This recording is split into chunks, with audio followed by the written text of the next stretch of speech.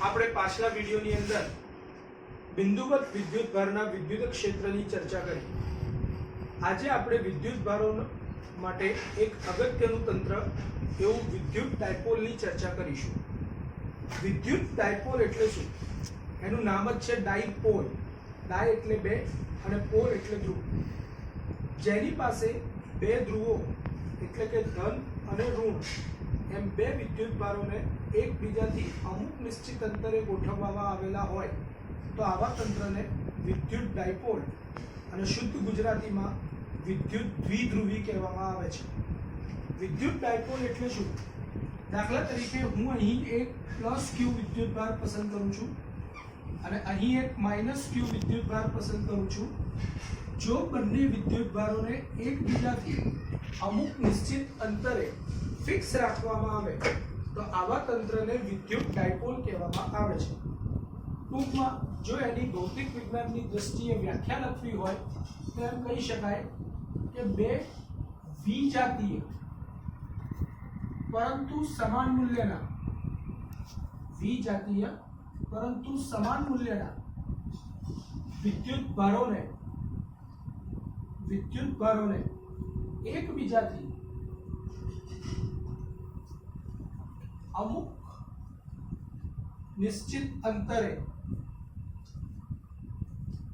રાખતા તૈયાર થતા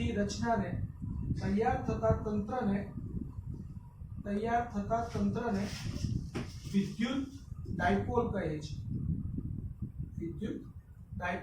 છે।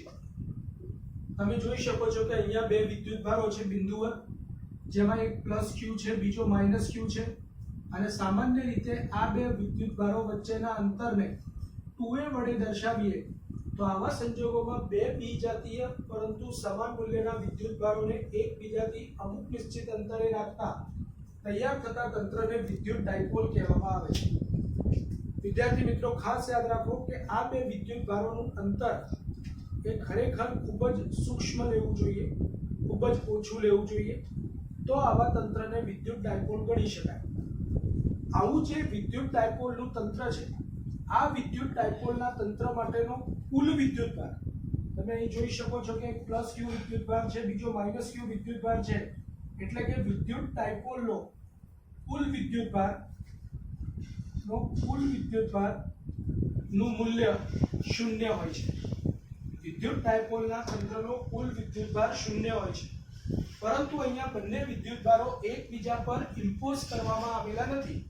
અહીં બંને વિદ્યુતભારો એકબીજાથી સ્વતંત્ર છૂટા છે। તો આવા સંજોગોમાં આ તંત્ર પાસે કેટલાક વિદ્યુતીય ગુણધર્મો રહેલા છે। આ તંત્ર પાસે એક અગત્યનો વિદ્યુતીય ગુણધર્મ છે જેને કહેવામાં આવે છે વિદ્યુત ડાયપોલ મોમેન્ટ। શુદ્ધ ગુજરાતીમાં તેને વિદ્યુત દ્વિધ્રુવી ચાક માત્રા પણ કહે છે, દ્વિધ્રુવી ચાક માત્રા। પરંતુ સામાન્ય રીતે આપણે દરેક જગ્યાએ એનો શુદ્ધ ગુજરાતીમાં ઉપયોગ કરવાને બદલે તેનો અંગ્રેજી વાળો શબ્દ વિદ્યુત ડાયપોલ મોમેન્ટ જ વાપરીશું। યાદ રાખો કે વિદ્યુત ડાયપોલ મોમેન્ટ એટલે શું? વિદ્યુત ડાયપોલ મોમેન્ટ P, એનો સિમ્બોલ P છે અને તેનું મૂલ્ય q × 2a વડે દર્શાવવામાં આવે છે। બંનેમાંથી કોઈ પણ એક વિદ્યુતભારનું મૂલ્ય અને બે વિદ્યુતભારો વચ્ચેના લંબાંતરના ગુણાકારને વિદ્યુત ડાયપોલ મોમેન્ટ કહેવામાં આવે છે। વિદ્યુત ડાયપોલ મોમેન્ટ વિદ્યુતભારનો એકમ કુલમ છે અને બે વિદ્યુતભારો વચ્ચેના અંતરનો એકમ મીટર સ્વીકારવામાં આવે તો સ્વાભાવિક છે કે તેનો એકમ કુલમ × મીટર થશે। તેનું પારિમાણિક સૂત્ર m0L1 T0 Q1 અથવા તો m0L1 T1 A1 Q = IT પરથી લખી શકાય છે। ખાસ યાદ રાખો કે વિદ્યુત દ્વિધ્રુવી એટલે કે વિદ્યુત ડાયપોલ મોમેન્ટ એ સદિશ રાશિ છે। વિદ્યુત ડાયપોલ મોમેન્ટ એ સદિશ રાશિ છે અને જો તે સદિશ રાશિ હોય તો તેની દિશા ઋણ વિદ્યુતભારથી ધન વિદ્યુતભાર તરફ હોય છે। વિદ્યુત ડાયપોલ મોમેન્ટની દિશા ઋણ વિદ્યુતભારથી ધન વિદ્યુતભાર તરફની હોય છે। વિદ્યુત ડાયપોલ વિદ્યાર્થી મિત્રો મેં તમને પહેલા જ શીખવાડ્યું છે કે જો બિંદુવત વિદ્યુતભાર આપવામાં આવેલો હોય તો તેનું વિદ્યુત ક્ષેત્રનું સમીકરણ kq/r² છે. તો અહીં એના ઉપરથી જો ચર્ચા કરવા જઈએ તો આ વિદ્યુત ડાયપોલ મોમેન્ટ માટે દાખલા તરીકે એમ વિચાર કરીએ કે આ q વિદ્યુતભાર છે અને આ q વિદ્યુતભાર છે. જો બંને વિદ્યુતભારો વચ્ચેનું અંતર 2a પસંદ કરવામાં આવે તો આ એનું મધ્ય બિંદુ P છે. જો હું P બિંદુએ વિદ્યુત ક્ષેત્રની ચર્ચા કરું તો આટલું અંતર a હોવાના પરિણામે q વિદ્યુતભારનું વિદ્યુત ક્ષેત્ર E1 બરાબર kq/a² થશે અને તેવી જ રીતે q વિદ્યુતભારનું મૂલ્ય kq/a² જ થશે, કારણ કે q થી P બિંદુનું અંતર a છે, q થી વિદ્યુતભારનું અંતર P બિંદુનું અંતર a છે. એના પરિણામે P બિંદુએ કુલ વિદ્યુત ક્ષેત્ર q નું વિદ્યુત ક્ષેત્ર kq/a² q નું પણ kq/a². હવે જો દિશાની વાત કરીએ, વિદ્યુત ક્ષેત્રની દિશાની વાત કરીએ તો દિશા નક્કી કરવા માટે મેં આગલા વિડિયોમાં જ્યારે બિંદુવત વિદ્યુતભારનું વિદ્યુત ક્ષેત્રની ચર્ચા કરી છે ત્યારે સ્પષ્ટપણે કહ્યું છે કે વિદ્યુત ક્ષેત્રની તીવ્રતાની દિશા એકમ ધન વિદ્યુતભાર પર લાગતા વિદ્યુતીય બળની દિશામાં હોય છે. એટલે કે એકમ ધન વિદ્યુતભારને જો અહીં મૂકી દેવામાં આવે તો q તેને અપા કરશે, એટલે કે E1 ની દિશા ડાબેથી જમણી તરફ હશે. એવી જ રીતે E2 ની વાત કરીએ તો E2 એટલે કે q વિદ્યુતભાર પણ તેને પોતાની તરફ આકર્ષતો હશે, એટલે E2 પણ સમાન દિશામાં હશે. પરિણામે અહીં P બિંદુ આગળ કુલ વિદ્યુત ક્ષેત્રની તીવ્રતા નું મૂલ્ય E1 + E2 બરાબર 2kq/a² વડે દર્શાવી શકાય છે. ટૂંકમાં સામાન્ય રીતે વિદ્યાર્થીઓને પ્રશ્ન એવો પૂછવામાં આવે કે વિદ્યુત ડાયપોલના કેન્દ્ર પર વિદ્યુત ક્ષેત્ર કેટલું હોય તો 99.99% વિદ્યાર્થીઓ એમ વિચારે છે કે આ ધન વિદ્યુતભાર, આ ઋણ વિદ્યુતભાર અને બંનેના વિદ્યુત ક્ષેત્રો કદાચ પરસ્પર વિરુદ્ધ દિશામાં હશે અને એટલા માટે તેઓ પરિણામી જવાબ 0 લખે છે, પરંતુ અહીં પરિણામી જવાબ 0 આવતો નથી. તમે જોઈ શકો છો કે અહીંયા પરિણામી વિદ્યુત ક્ષેત્રની દિશા q થી q ની દિશામાં 2kq/a² જેટલી હોય છે. ટૂંકમાં વિદ્યુત ડાયપોલ એક એવું તંત્ર છે કે જેના માટે કુલ વિદ્યુતભાર 0 હોવા છતાં તેનું વિદ્યુત ક્ષેત્ર 0 નથી, કારણ કે બંને વિદ્યુતભારો અહીંયા એકબીજા પર સંપાત નથી, બંને વિદ્યુતભારો એકબીજાથી સ્વતંત્ર છે.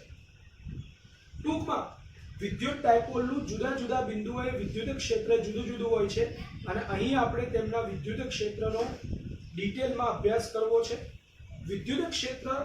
વિદ્યુત ડાયપોલના વિદ્યુત ક્ષેત્રની ચર્ચા કરવા માટે વિદ્યુત ડાયપોલ માટે કેટલીક અગત્યની વાતો ખાસ ધ્યાનથી સમજો. દાખલા તરીકે આપણે એમ કહીએ કે કોઈ વિદ્યુત ડાયપોલ માટે આ q વિદ્યુતભાર છે અને આ q વિદ્યુતભાર હોય, બંને વચ્ચેનું અંતર 2a હોય તો આવા સંજોગોની અંદર વિદ્યુત ડાયપોલના કિસ્સામાં તેના બંને વિદ્યુતભારોમાંથી પસાર થતી જો કોઈ કાલ્પનિક રેખા વિચારવામાં આવે, વિદ્યુત ડાયપોલના બંને વિદ્યુતભારોમાંથી પસાર થતી જો કોઈ કાલ્પનિક રેખા વિચાર કરવામાં આવે તો આ કાલ્પનિક રેખાને વિદ્યુત ડાયપોલની અક્ષ કહેવામાં આવે છે. તેને વિદ્યુત ડાયપોલની અક્ષ કહેવામાં આવે છે. એવી જ રીતે જો કોઈ વિદ્યુત ડાયપોલ આપવામાં આવેલી હોય તો આ વિદ્યુત ડાયપોલના કિસ્સામાં આ એનું કેન્દ્ર બિંદુ છે. તો આપણે અહીં વિદ્યુત ડાયપોલની આ અક્ષ છે. જો આ વિદ્યુત ડાયપોલની અક્ષ હોય તો અક્ષને લંબ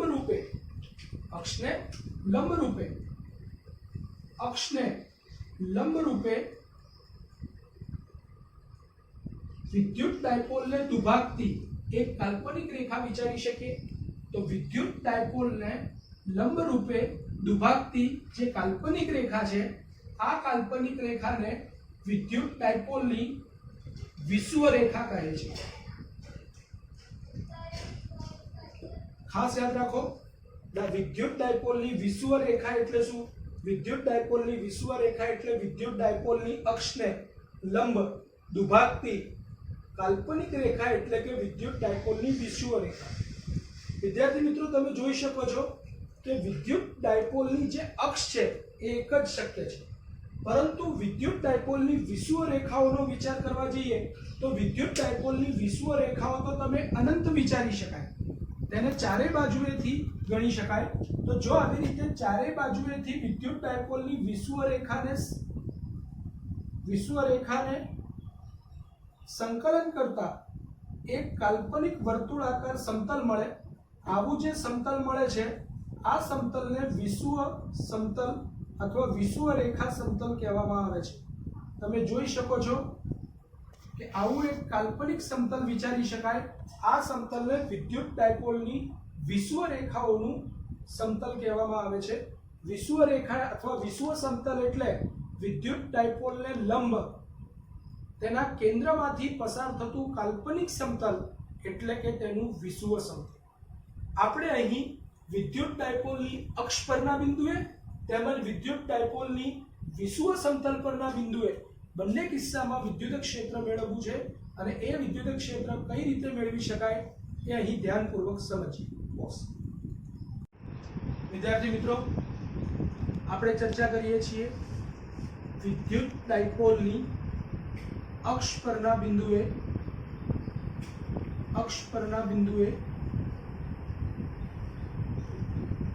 વિદ્યુત ક્ષેત્ર. જુઓ વિદ્યાર્થી મિત્રો, અહીં હું એક વિદ્યુત ડાયપોલ પસંદ કરું છું. અહીં વિદ્યુત ડાયપોલ તરીકે આપણે જાણીએ છીએ તે મુજબ આ પ્લસ ક્યુ વિદ્યુત ભાર છે અને આ માઇનસ ક્યુ વિદ્યુત ભાર છે. આ વિદ્યુત ડાયપોલનું કેન્દ્ર છે. હમણાં જ ચર્ચા કર્યા તે અનુસાર એમ કહી શકાય કે વિદ્યુત ડાયપોલના બંને વિદ્યુત ભારોમાંથી પસાર થતી કાલ્પનિક રેખાને વિદ્યુત ડાયપોલની અક્ષ કહેવામાં આવે છે. તો અહીં મેં લાલ કલરની પેન વડે વિદ્યુત ભારોની અક્ષ દર્શાવેલી છે. આપણને બધાને ખબર છે કે જો અહીં બે વિદ્યુત ભારો વચ્ચેનું કુલ અંતર જો 2a પસંદ કરવામાં આવે તો આ બે વિદ્યુત ભારો વચ્ચે આ પી બિંદુથી અથવા કેન્દ્ર બિંદુથી પ્લસ ક્યુ વિદ્યુત ભારનું અંતર પણ a થાય અને માઇનસ ક્યુ વિદ્યુત ભારનું અંતર પણ a થાય. આપણે અક્ષ પરના કોઈપણ બિંદુએ વિદ્યુત ક્ષેત્ર શોધવું છે. જો અક્ષ પરના કોઈપણ બિંદુએ વિદ્યુત ક્ષેત્ર નક્કી કરવું હોય તો અહીં હું વિદ્યુત ડાયપોલના કેન્દ્રથી ધારો કે z જેટલા અંતરે એક p બિંદુ પસંદ કરું છું. આ અંતર તમે r પણ પસંદ કરી શકો છો, y પણ પસંદ કરી શકો છો, કોઈ પણ સિમ્બોલના ફોર્મમાં પસંદ કરી શકાય છે. આપણે વિદ્યુત ડાયપોલની અક્ષ પરના p બિંદુએ વિદ્યુત ક્ષેત્ર નક્કી કરવું છે. સ્વાભાવિક છે કે પ્લસ ક્યુ વિદ્યુતભાર અને માઇનસ ક્યુ વિદ્યુતભાર બંને પોતે બિંદુવત વિદ્યુતભારો છે અને બિંદુવત વિદ્યુતભારનું વિદ્યુત ક્ષેત્ર નક્કી કરવાનું સમીકરણ છે E kq/r². અને દિશા નક્કી કરવા માટે આપણે જાણીએ છીએ કે હંમેશા એકમ ધન વિદ્યુતભાર પર લાગતા વિદ્યુતીય બળની દિશામાં હંમેશા વિદ્યુત ક્ષેત્ર અસ્તિત્વ ધરાવે છે. તે સિવાય એક અગત્યની વાત, વિદ્યુત ડાયપોલ માટે એક અગત્યની રાશિ છે જેનું નામ છે વિદ્યુત ડાયપોલ મોમેન્ટ, જે આપણે ઓલરેડી હમણાં જ શીખી ગયા. વિદ્યુત ડાયપોલ મોમેન્ટ શોધવા માટેનું સમીકરણ છે P q × 2a અને તેની દિશા હંમેશા ઋણ વિદ્યુતભારથી ધન વિદ્યુતભાર તરફની દિશામાં હોય છે. આટલી પ્રાથમિક માહિતી મેળવ્યા બાદ હવે આપણે અહીં ચર્ચા સ્ટાર્ટ કરીએ છીએ. સૌથી પહેલા ચર્ચા કરીએ પ્લસ ક્યુ વિદ્યુતભારને કારણે P બિંદુએ ઉત્પન્ન થતું વિદ્યુત ક્ષેત્ર કેટલું હશે.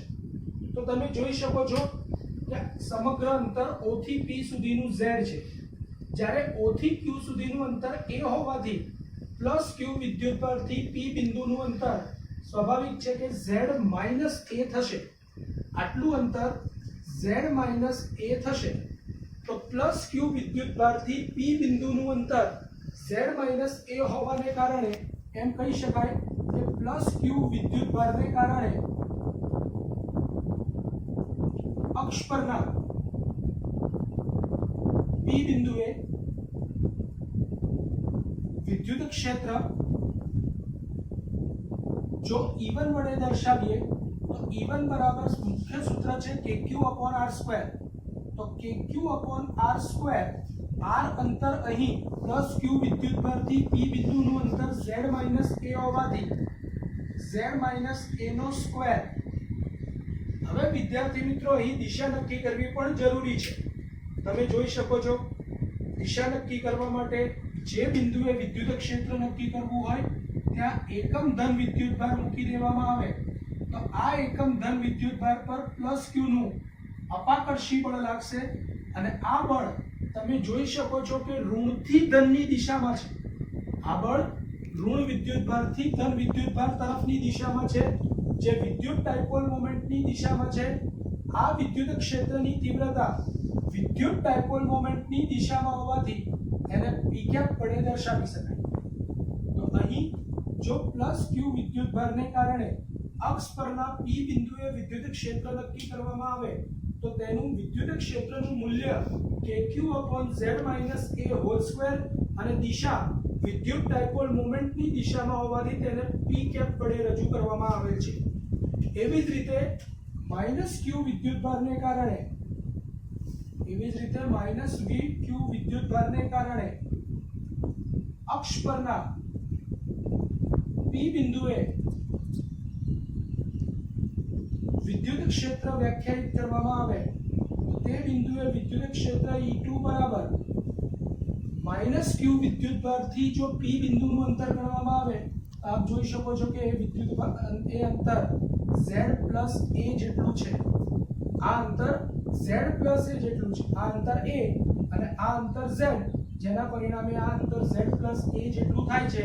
એટલે સ્વાભાવિક છે કે એનું મૂલ્ય આવશે KQ/Z+A² અને તેની દિશા કઈ તરફ આવશે તો આ ધન વિદ્યુતભારને -Q પોતાની તરફ આકર્ષે અને હમણાં જ જણાવ્યા અનુસાર કોઈ પણ એકમ ધન વિદ્યુતભાર પર આપેલા બિંદુએ લાગતા વિદ્યુતીય બળની દિશામાં વિદ્યુત ક્ષેત્ર ગણવામાં આવે છે.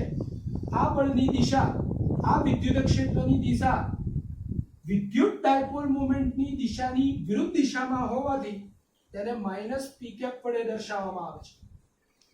ટૂંકમાં બંને વિદ્યુતભારોના કારણે મળતા વિદ્યુત ક્ષેત્રને સ્વતંત્ર રીતે ગણ્યા બાદ કુલ પરિણામી વિદ્યુત ક્ષેત્ર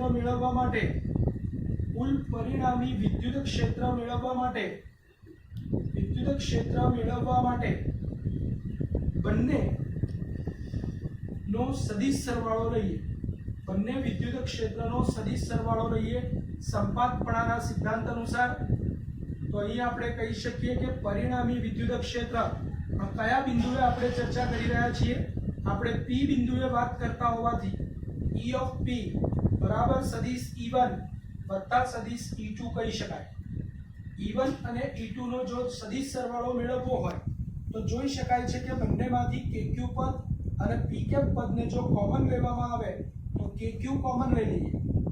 કોમન લેતા એકમાં બાકી બચશે 1/Z-A². અહીં -P કેપ હોવાથી વચ્ચે -1/Z+A², જે બંનેમાંથી P કેપ કોમન લેવામાં આવેલ છે. અહીં જો આપણે આને ડિટેલમાં સાદુરૂપ આપીએ તો P બિંદુએ વિદ્યુત ક્ષેત્રની તીવ્રતા EP બરાબર KQ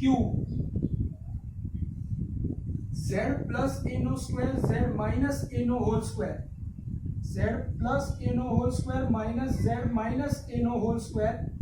છેદમાં Z+A²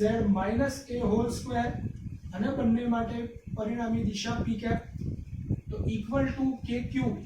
જો આને છૂટું પાડવામાં આવે તો Z² + A² + 2AZ -Z² -A² + 2AZ પૂર્ણ વર્ગ પદાવલી અનુસાર એને છૂટું પાડવામાં આવેલ છે. Z + A * Z - A એટલે કે Z² - A² નો સ્ક્વેર * P કેપ વિદ્યાર્થી મિત્રો z² a² કેન્સલ થાય તો અહીં આપણે એમ કહી શકીએ કે 2az + 2az એટલે કે 4az તો p બિંદુએ વિદ્યુત ક્ષેત્રની તીવ્રતા EP બરાબર kq 2az + 2az એટલે કે 4az upon z² - a² into p cap કહી શકાય પરંતુ આ 4 પૈકી અહીં z plus a whole square minus z minus a whole square upon z plus a whole square z minus a whole square આ પદનું સાદું રૂપ આપ્યું લસા લઈને અને z plus a whole square બરાબર z square વત્તા a square વત્તા 2az પૂર્ણ વર્ગ પદાવલી અનુસાર એનું વિસ્તરણ કર્યું minus z square minus a square minus minus plus 2az અહીં જે ઉડતા હોય એ પદોને ઉડાડી મૂકીએ તો આવા સંજોગોમાં z² a² જતા રહે તો વિદ્યાર્થી મિત્રો હવે અહીંયા જે કંઈ હોય એને સાદું રૂપ આપીએ તો અક્ષ પરના p બિંદુએ વિદ્યુત ક્ષેત્રની તીવ્રતા EP બરાબર kq 2az + 2az એટલે 4az upon z² - a² whole square p cap વિદ્યાર્થી મિત્રો આ જે 4 છે kq 4az ના બદલે 2a લખતા એક વધારાનો 2 બાકી બચે જેને હું અહીં આગળ દર્શાવી દઉં છું અને z upon z² - a² whole square into p cap પરંતુ વિદ્યાર્થી મિત્રો આપણને ખબર છે કે q into 2a એટલે કે ડાયપોલ મોમેન્ટ p તો તેના સંદર્ભમાં અહીંયા લખીએ તો E બરાબર અક્ષ પરના p બિંદુએ વિદ્યુત ક્ષેત્રની તીવ્રતા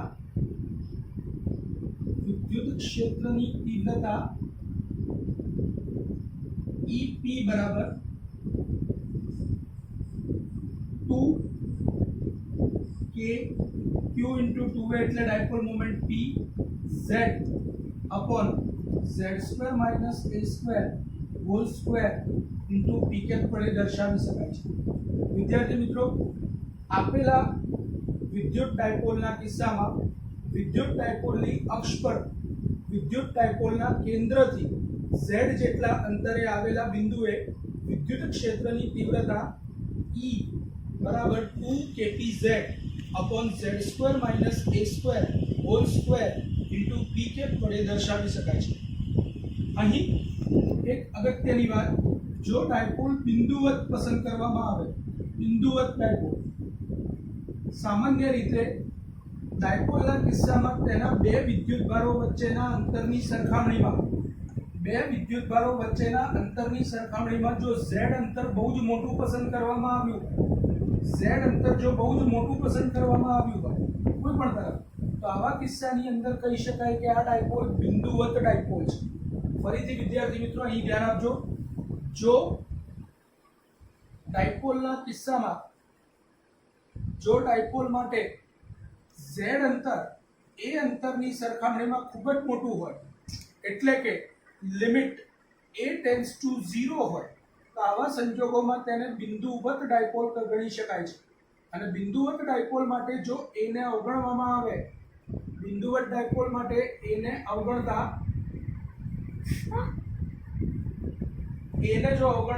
એટલે કે a બરાબર 0 લેવામાં આવે તો વિદ્યુત ક્ષેત્રની તીવ્રતાનું સમીકરણ EP બરાબર 2kpz upon a બરાબર 0 પસંદ કરવામાં આવ્યું છે એટલે z⁴ into p cap z અને z⁴ પૈકી 2kp ઉપરનો z કેન્સલ થાય નીચે z³ p cap વડે દર્શાવી શકાય ટૂંકમાં વિદ્યુત ક્ષેત્રની તીવ્રતા અક્ષ પરના બિંદુ માટે એ તેના કેન્દ્રથી અંતરના ઘનના વ્યસ્ત પ્રમાણમાં હોય છે અંદર ઘણી વખત પૂછાઈ ચૂક્યો છે કે આપેલી ડાયપોલ માટે તેનું વિદ્યુત ક્ષેત્રની તીવ્રતા એ જો E ચલે છે r⁴n હોય તો n બરાબર ખાલી જગ્યા જેમાં ખાલી જગ્યામાં આવશે -3 કારણ કે E ચલે છે r⁻³ તો વિદ્યુત ડાયપોલના આ તંત્ર માટે વિદ્યુત ક્ષેત્રની તીવ્રતા કેવી રીતે ગણી શકાય છે તેની અહીં ચર્ચા કરી. હવે આપણે વિદ્યુત ડાયપોલની વિષુવરેખા પર વિદ્યુત ક્ષેત્ર કેટલું હોય તેની ચર્ચા કરીશું.